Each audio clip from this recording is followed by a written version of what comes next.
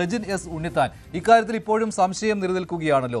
ഇത്രയും വലിയ തുക 13,000 കോടി രൂപയുടെ വിദേശ നിക്ഷേപം വിഴിഞ്ഞം തുറമുഖത്ത് വരുന്നു എന്നുള്ള കാര്യം അദാനി ഗ്രൂപ്പ് പരസ്യമാക്കിയപ്പോൾ ഇതിപ്പോൾ സംസ്ഥാന സർക്കാർ അറിഞ്ഞില്ല എന്ന് പറഞ്ഞ് കൈ കഴുകുന്നത് എന്തിനു വേണ്ടിയാണ്? സംശയങ്ങൾ ബാക്കി നിൽക്കുകയാണല്ലോ.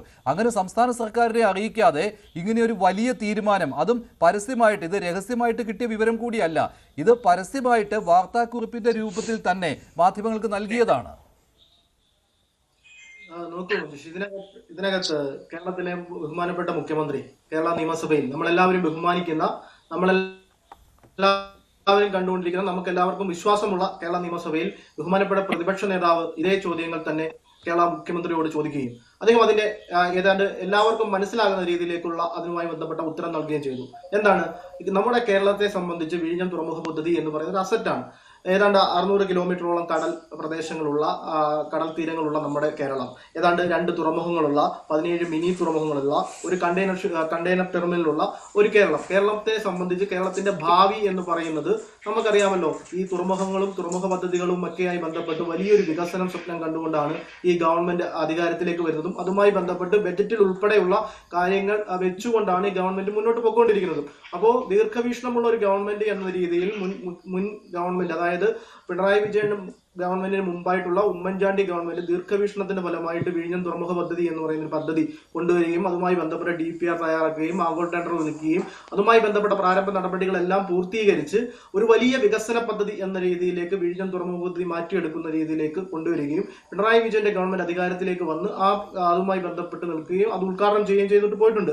അവിടെ ഉണ്ടായ ഒരു അനിശ്ചിതത്വം എന്ന് പറയുന്നത് കഴിഞ്ഞ ദിവസങ്ങളിൽ ഈ പറയുന്ന അദാനി കമ്പനി ഇതുമായി ബന്ധപ്പെട്ട പത്രക്കുറിപ്പ് രൂപേണ ഒരു MNC ഏറ്റെടുക്കുന്നതുമായി ബന്ധപ്പെട്ട്, MNC 49% ഷെയർ ഏറ്റെടുക്കുന്നതുമായി ബന്ധപ്പെട്ട് ഇതുപോലെ പത്രക്കുറിപ്പുകൾ ഉണ്ടാകുന്ന സാഹചര്യമുണ്ടായി. പക്ഷേ അവിടെ അനിശ്ചിതത്വം നിൽക്കുമ്പോൾ കേരളത്തിലെ പ്രതിപക്ഷ നേതാവ് ഉന്നയിച്ച അതേ ചോദ്യത്തിന് ഉത്തരം എന്ന രീതിയിൽ തന്നെ ബഹുമാനപ്പെട്ട മുഖ്യമന്ത്രി നൽകിയ ഉത്തരം എന്ന് പറയുന്നത് നമ്മുടെ കൺസെഷൻ എഗ്രിമെന്റ് പ്രകാരം അതിനകത്ത് 5/3 അതിൽ വ്യക്തമായി എഴുതിയിട്ടുണ്ട്, നമുക്ക് കേരള ഗവൺമെന്റ് അറിയാതെ ഇതുമായി ബന്ധപ്പെട്ട് ഓഹരികൾ വിൽക്കുവാനോ അല്ലെങ്കിൽ ഓണർഷിപ്പ് ചേഞ്ച് ചെയ്യുവാനോ ഉള്ള യാതൊരു അധികാരവും ഈ പറയുന്ന അദാനി ഗ്രൂപ്പിനോ അതുമായി ബന്ധപ്പെട്ട് നിൽക്കുന്നവർക്കോ ഇല്ല എന്നുള്ളത് അവിടെ നിൽക്കുകയാണ്. അല്ല, അത് തന്നെയാണ് പ്രധാനപ്പെട്ട കാര്യം. അങ്ങനെ അത് ശരിയാണ്, സംസ്ഥാന സർക്കാരിനെ അറിയിക്കാതെ പറ്റില്ല, കേന്ദ്ര സംസ്ഥാന സർക്കാരുടെ അനുമതി വേണം.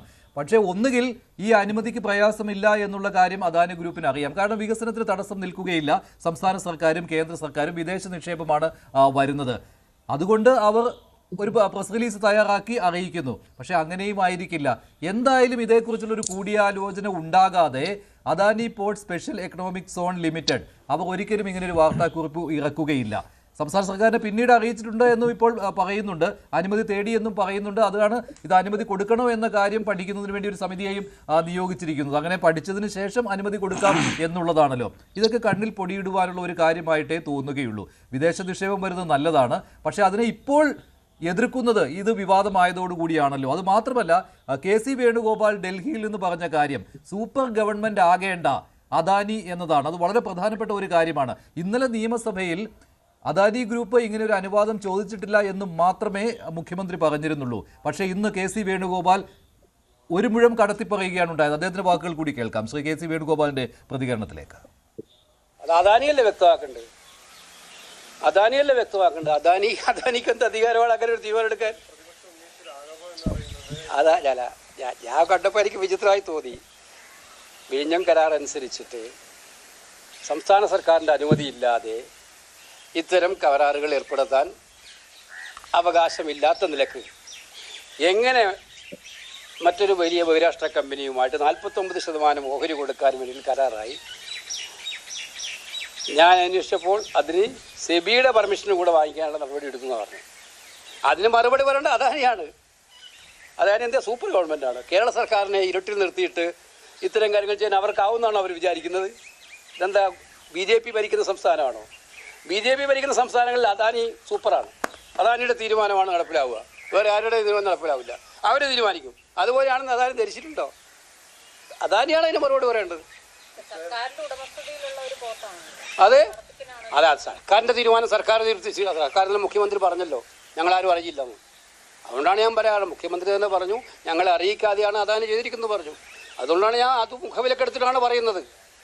അങ്ങനെ പറയാൻ അദാനിക്ക് എന്ത് അവകാശമാണ് ഉള്ളതെന്ന് അങ്ങനെ എടുക്കാൻ അദാനിക്ക് തീരുമാനിക്കാൻ പറ്റുമോ?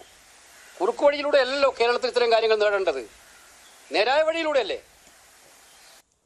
ഇതിന് പിന്നാലെ ഇപ്പോൾ സംസ്ഥാന സർക്കാർ അദാനി ഗ്രൂപ്പിനെ അതൃപ്തിയും അറിയിച്ചിട്ടുണ്ട്. പക്ഷേ ശ്രീ എം